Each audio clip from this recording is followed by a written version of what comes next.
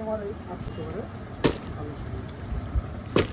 আর এটা যদি ঢাকায় তোমার 600-700 এই যে জিনিসটা এই জিনিসটা আলাদা করে। Hello everyone, welcome back to my channel to a new video. কেমন আছো সবাই? আশা করছি সবাই খুব ভালো আছো। আমি তৃষা, আমার একটা নতুন ব্লগে তোমাদের সকলকে জানাই ওয়েলকাম। তো আজকে আমি শাড়ির দোকান থেকে একবারে ব্লগটা শুরু করেছি, আর তোমাদের কিছু শাড়ির কালেকশন আমি দেখিয়েও দিলাম। তো আজ আমি যাব এক ইনভিটেশনে, একদম সাজুগুজু করে সপরিবারে বেরিয়ে গেছি। আমার মা যাচ্ছে, বাবা যাচ্ছে, বোন যাচ্ছে, আর ডুগুকে নিয়েছি। ডুগুর বাবা যাচ্ছে না, ডুগুর বাবার শরীরটা খুব একটা ভালো না, কিন্তু আমাকে যেতেই হবে। কোথায় এসেছি, কী সমাচার সবটাই বলবো। তো ফার্স্টেই চলে আসলাম, আর সবার আগেই বলে রাখি এই বাড়িতে আমার ফার্স্ট টাইম আসা। আমি এসেছি আজকে রিম্পাদির অ্যানিভার্সারিতে, ওর বিয়েতে আমি কিন্তু ব্লগ করেছিলাম, বিয়ের ব্লগ, তোমরা চাইলেও দেখে নিতে পারো। এই হলো রিম্পাদি, ওদের আজকে ম্যারেজ অ্যানিভার্সারি, মানে ফার্স্ট ইয়ারে ম্যারেজ অ্যানিভার্সারি।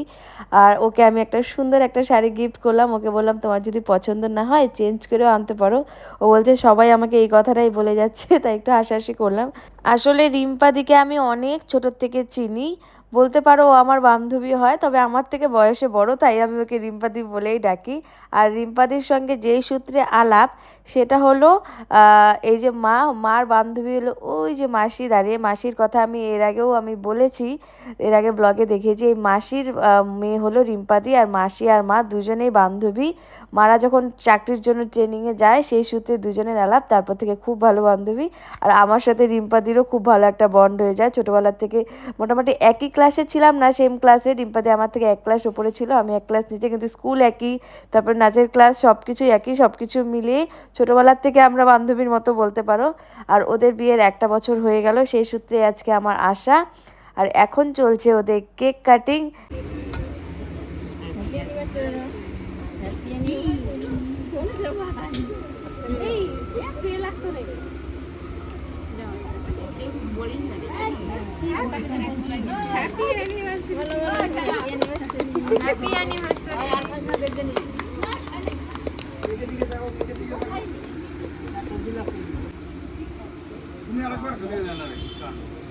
আর এইদিকে কিন্তু আমার ডুগু ওয়েট করে আছে, ডুগুকে কখন একটু কেক দেবে, মানে কখন কেকটা কাটা কমপ্লিট হবে আর কখন কেকটা দেবে।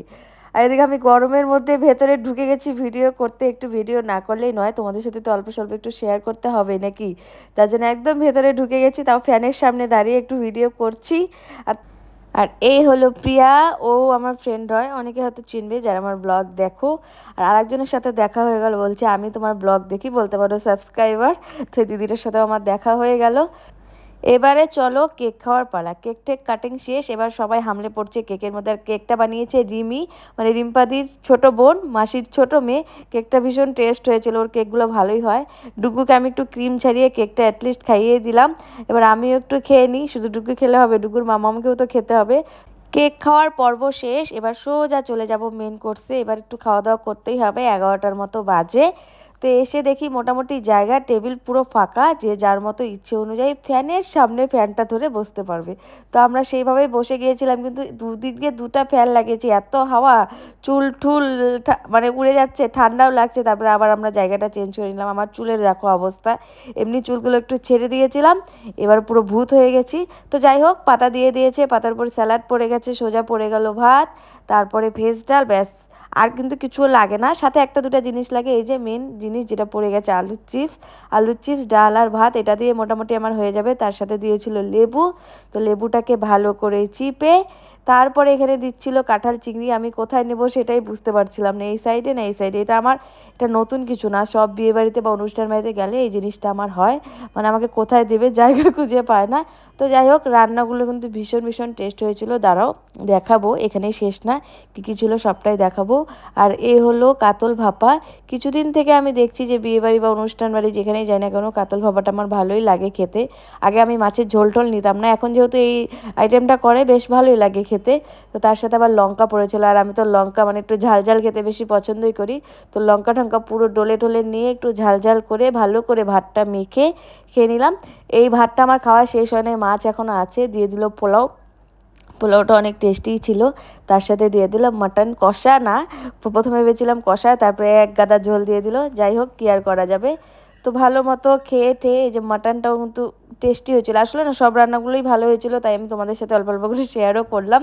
এবারে লাস্ট পাতে চাটনি সাথে মিষ্টি, লাস্ট পাতে চাটনি মিষ্টি শেষ। তারপরে দেখি আইসক্রিমও আছে, যেটা দেখে আমার থেকে বেশি খুশি হয়েছিল ডুগু পুগু। এই যে আইসক্রিম, এবার আইসক্রিমটা খেয়ে সোজা চলে যাব না বাড়ি। বাড়ি যাওয়ার আগে কয়েকটা ফটোশ্যুট তো করতেই হবে। তার আগে একটা জিনিস দেখাই, সেটা হলো মাসির মেয়েকে মানে রিম্পাদিকে গিফট করলো অ্যানিভার্সারি উপলক্ষে সুন্দর একটা কিউট পলা। বলছে দাঁড়া তোকেও একটু দেখাই, সবাইকে দেখে দে। আর সেটা পেয়ে কিন্তু মেয়ে ভীষণ খুশি, মা দিয়েছে, মেয়ে ভীষণ খুশি হয়ে গেছে। আর এই হলো ডুগুর আইসক্রিম, যেটা নিয়ে টানাটানি হচ্ছিল। যাই হোক, তারপরে সবাই মিলে একটু ফ্যামিলি ফটো টটো উঠলো, আমিও উঠে নিলাম। আমি আর বাদ যাই কেন, সেটাও তোমাদের সাথে একটু শেয়ার করে নিলাম। তো চলো এবার সোজা চলে যাই বাড়ি। ঘড়িতে একদম 12টা মতো বাজতে চললো, আমরা 9:30টার মধ্যে এসেছিলাম হয়তো, এখন বাজে 12টা, এখন যাব বাড়িতে। আর এই ছিল আজকের ভিডিও।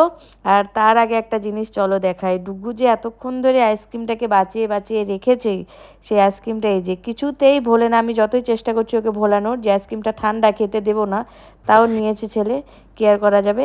তো এই ছিল আজকে ছোট্ট একটা ভিডিও, যতটা পেরেছি তোমাদের সাথে শেয়ার করেছি। ভালো লাগলে কিন্তু একটা লাইক করে দিও। চলো টাটা, দেখা হচ্ছে অন্য কোনো ব্লগে।